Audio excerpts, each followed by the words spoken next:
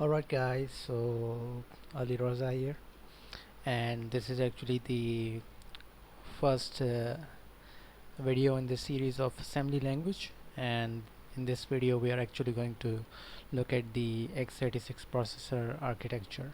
We're also going to look at some x64 things, but primarily it's about x86 processor. Alright, so what are we going to cover? Well, we are going to cover these things starting from the elements of microcomputer, and then looking at the execution cycle, following with the registers, IA32, IA64, the addressing modes, and the segmentation models. Alright, so what are the elements of microcomputer? We know that a microcomputer has a CPU, and CPU is actually the most important part, because CPU performs the logical operations and calculations, essentially the most important stuff. The CPU itself has certain things. So first is what we call as registers, and registers are actually units of memory that are very fast, and they are actually very small in terms of size. So the higher you have, like, the if the memory is in high speed, the smaller it will be. So in that case, registers are actually very small in size. And then we have these thing called the high frequency clock. It's actually used for synchronizing the operations of the processor, because again the processor has to do a lot of operations in a second, in a microsecond, in a picosecond. So we need to make sure that things just don't go here and there. We need to synchronize them. So that's why we have this clock, high frequency clock, that is in the CPU to make sure that operations are synchronized.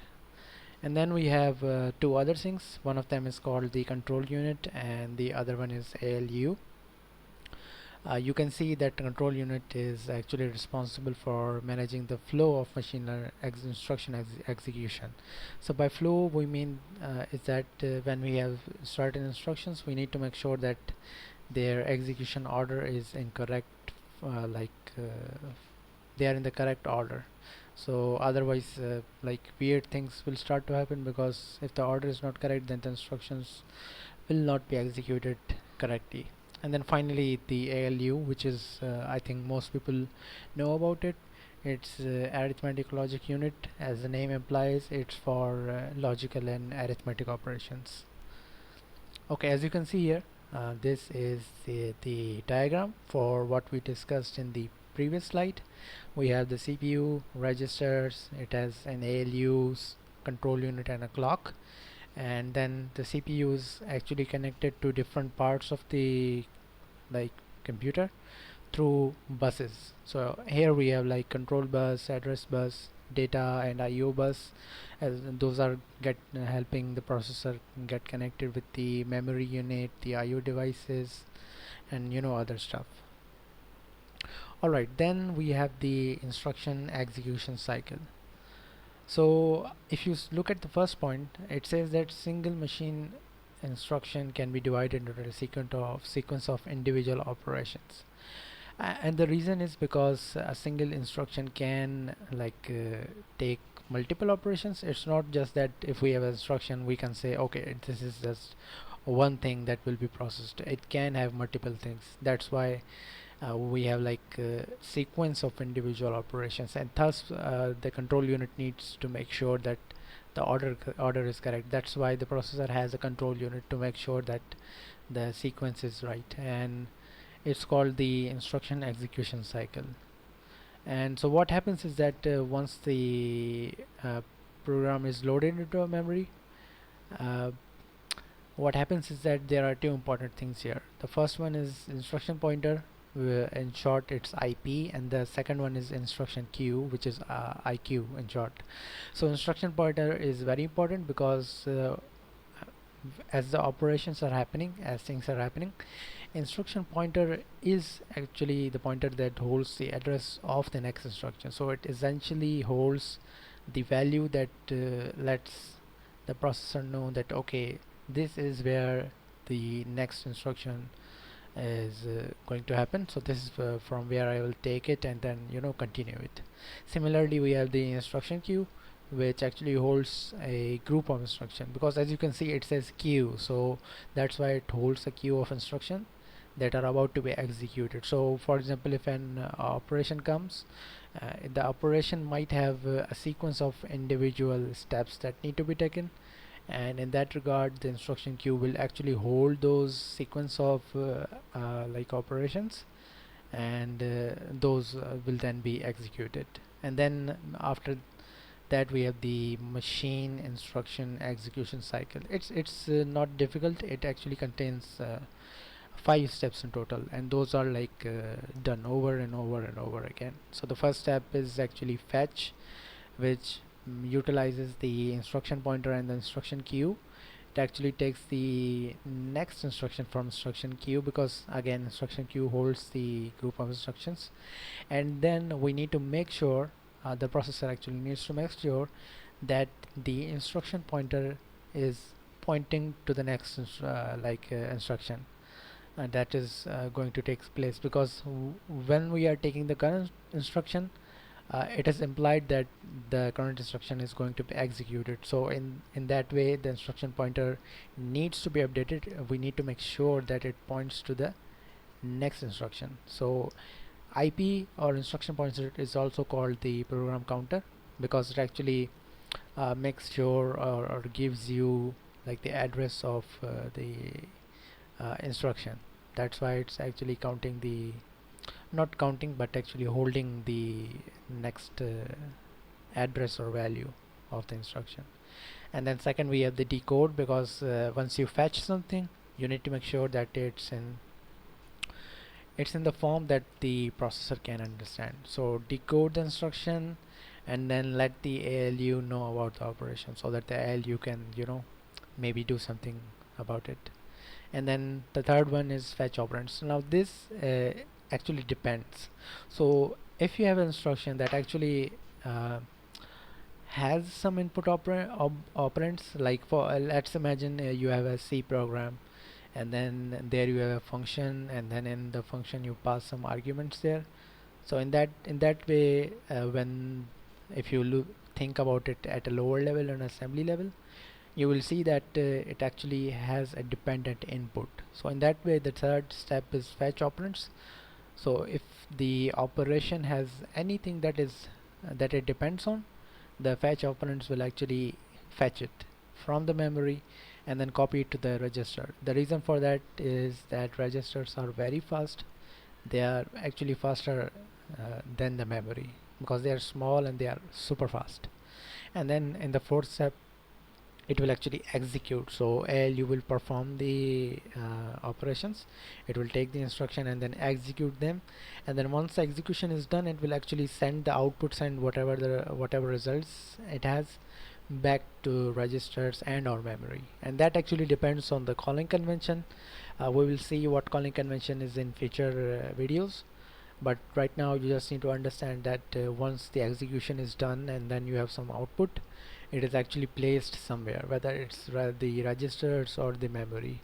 And then you have status flags. We will see in the next few slides that status flags are used to store the outputs or the updated information. And then finally store, so it just takes the output and stores it in the memory. Alright, so here's the same thing, just the same step: fetch, advance, decode, read, execute, and store. Continue the loop for as long as the instructions are coming. And then this one is the diagram itself. As you can see that in the memory we have code and data. Our data will hold any variables or other stuff, and then the code is the code itself, the instructions. Then you have the cache, and the instruction pointer is pointing towards it. What happens is that once the instruction decoder decodes it, it tells the instruction pointer to move to the next address. And then this same operations happen that we saw in the previous slide. Alright, so then we have the operation modes, registers, and flags. Now in terms of operation modes, I've actually written here model, sorry for that. There are three modes. The first one is protected mode, the second one is virtual 8086 mode, and the third one is real address mode. So let's look at them individually. In terms of protected mode, so I'm not going to read everything here, this is just for reference. So the protected mode is actually what you have in the modern processors. So it's actually the native state of the processor in which all instructions and features are available, but the difference is that every program is given a separate memory, and those are called segments. This actually prevents a program from like accessing anything that is not given to them, and you can already imagine how helpful it is in making sure that programs do not crash other programs, they do not crash the whole operating system. And so this is actually the protected mode. The virtual 8086 mode is actually like legacy stuff, I would say, because it is a special mode for the Intel 32-bit processors. It actually comes from the 8086, and it actually allows the like execution of 8086 software in a protected environment, and is a way to run like the old 16-bit DOS applications. You won't find them in the modern OS as far as I know, but if you do find it, you can like point out in the comments. Alright, then we have the real address mode. This is again for backward compatibility to the original 8086 CPU, and this one gives unrestricted access without memory protection. So you can see the danger there. If a program is given unrestricted access, then they can crash the OS. They can access memory outside of what they are given, and boom, they can do whatever they want to. And the fourth one is not really important, but if you want to read, you can read it here. Alright, so this is the list of registers. Now I have included 64-bit registers here as well, because there's not much difference. The difference is how we address them. So in 64-bit registers, you have RAX, RBX, general purpose registers, RCX, RDX up until RIP, and if you want to address the 32-bit part of it, you will have to use E as a prefix. So EAX, EBX, ECX up until EIP.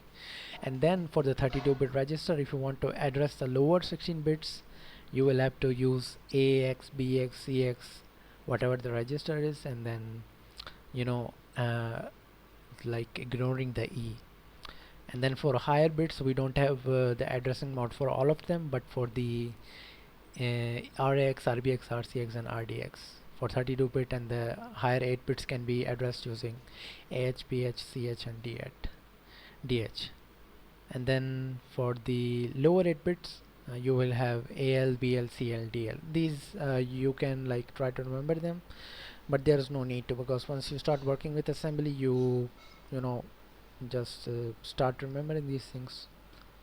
Alright, so this is like a visual representation. You can see that when you have the EAX register, what you're doing is that you are accessing the 16 bits using AX, and then you are dividing those 16 bits into two 8 bits, and in this way you're accessing AH and AL, two 8 bits. Alright, similarly we have these like registers continued. So for 64-bit you have from R8 to R15, but for 32-bit you don't have like the R8 to R15 in a simple form. You have to put D, so R8D, R9D up until R15D. For addressing the lower 16 bits, you have to put W, but there is no way to address the higher 8 bits. You can only address the lower 8 bits using the R8B, and similarly up until R15B. Okay, then we have these flag registers. These are actually helpful when we are when the CPU is performing operations. It actually takes help from them. So what you will see is that the zero flag is mostly like used in conditionals, because when you are doing a conditional jump, most probably what you will be doing when you are programming an assembly, you will be looking at the zero flag register and then checking whether it's zero or not. And similarly, in this way, other registers are used as well. Carry flag, as you can like get their meaning. Carry flag, which means a carry. Parity, auxiliary, interrupt enable, direction, and overflow. Some of them are like a little bit tricky. For example, direction flag is, as far as I know, is most probably for the string operations. Maybe it has to do with the direction. And then you have the segment registers. These are for the different segments in our program.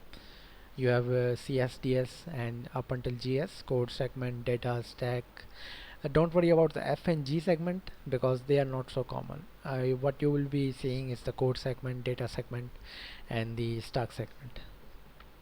And then you have these other special purpose registers. Again, these are not, as far as I know, I haven't used them in my assembly program, so you don't need to worry about them. But you can research additionally as to what their meaning is, what their purpose is.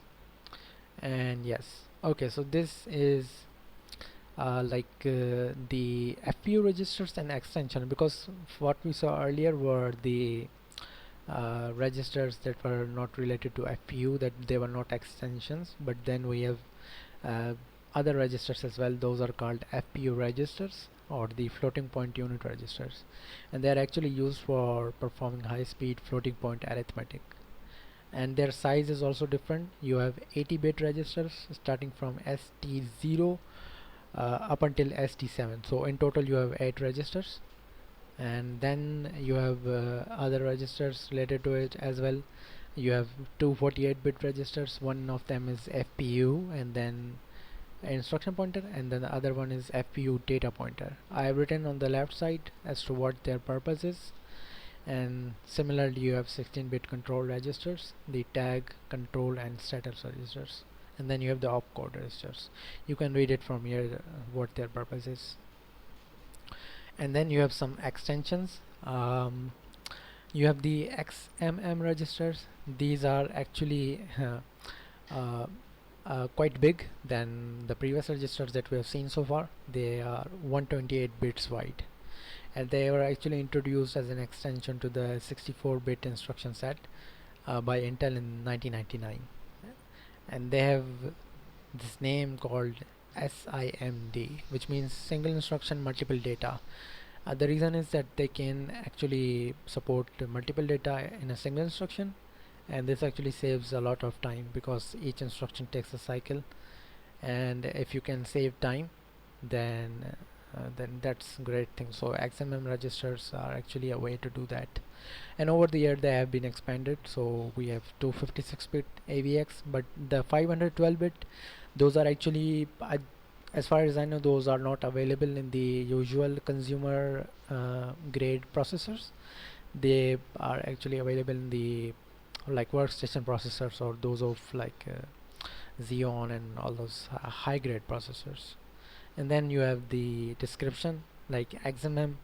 You have from 0 to 15 128-bit, and then they differ in terms of how many registers you have available in 64-bit and 32-bit. Same goes for YMM and ZMM. So if you look at this diagram, you will see that AVX is 512-bit, and then YMM is actually half of it, so 256-bit. And then similarly you have XMM, which is 128-bit. You will see that mostly when you are programming in assembly, although these days you won't see someone doing this assembly programming much if they are in a consumer grade market. But if you are doing it, you will see that XMM registers are being used a lot. They are used a lot. You will see their usage a lot. Okay, then we have this IA32 and IA64. This is very simple. It actually differs in terms of how much memory, the physical memory the computer has available, or the operating system. For IA32, it's up to 4 gigabytes because of 32-bit restrictions. But then when you have IA64, it's Intel architecture for 64 bits. So then you have the capability of addressing up to 128 terabyte, which is a significant difference from like 4 GB. It's a lot. So that this is the difference between these two. And then we have the addressing mode. So for addressing mode, we in total we have 3 addressing mode. The real mode is that you only have 1 MB of memory that can be addressed, and the hexadecimal addresses go from 0 to F. So 00000 up until FFFFF. And the restriction is that the processor can only run one program at a time, but they can interrupt it. The processor can interrupt it and call something else. For the protected mode, it actually has a total of 4 GB of memory, and the benefit here is that the processor can run multiple programs at the same time. The long mode, you won't have heard of it a lot, but the long mode is actually for x86 and 64 processor, and it actually extends for the 64-bit computing. So essentially what you have is that you have the 64-bit address space available, which means you can address more memory, as we saw earlier in the IA32 and IA64. And yeah, these are the differences between these three. So here is a diagram. You can see that this is hypothetical, so you can see that memory units are divided into 64 kilobyte units, and they are called segments. So for each segment you have an offset. The offset can start from 00 and then can go up until F, so FFFFF. And what happens is that you can think of it as something that expands. So when you have the offset, you do some calculation and then you get the specific area as to how much you want to go. If you look at the picture, it's how much you want to go higher. So I have written the text on the left side as well. It's like to reach a byte in the segment, what you have to do is you have to add the 16-bit offset that goes from 0 to F to the base location. So in that case, the example that we have is that the segment is 8000 and the offset is 250. So what will happen is that 250 represents the offset, and then once you do the calculation, you add it. What you will do is you will reach the address 80250, which, as you can see in the diagram, it's like going up 250, offsetting it by 250. Alright, so then this is about the protected mode again. So for it's 32 bits, 4 bytes, and then finally we have the segmentation models. So these in this we have two models. The first one is flat segmentation model, and the second one is multi-segment model. So for the flat segmentation model, this one is used by all the modern x86 systems, and it's actually all segment take the entire 32-bit address space. This is what the modern operating systems use. So each segment, like code or data, is actually defined by a table which is called the global descriptor table, GDT for in short. And you can see in the diagram that it has three fields. You have the base address, you have the limit as to how far it can go, and then you have the axis. And this model is like what you see in the MS. It's called flat model. So flat segmentation model, same thing. And then you have the multi segmentation model. The benefit here is that each program is actually has its own local descriptor table. So previously they had the global descriptor table, but here they have their own local descriptor table, and in this way they have their own address space. They can do also the same calculation. They have the base, they have the limit, and then using this local descriptor table they can access it, their memory stuff and all that things. So yeah, this was about the x86 architecture. I hope you understood some of it, if not all, some of it. That's the end goal, but hopefully in the future videos we'll try to see some other stuff, and then we'll start programming the assembly language, and hopefully you will enjoy it.